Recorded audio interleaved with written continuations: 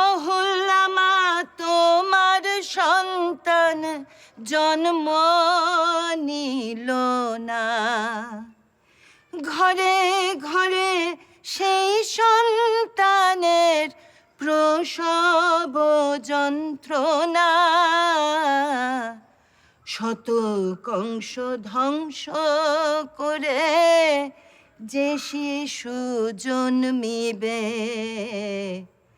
মাঠে মাঠে তারি জল্পনা। এ আর সবনা, এই সহেনা থেকে সবনাতে যে যাত্রা, এটাই পারুল পিসিদের গল্প। এ আর সবনা, আর কত কাল, বলো কত কাল সইব এ মৃত্যু অপমান। এ আর সবনা, আর কত কাল, বলো কত কাল।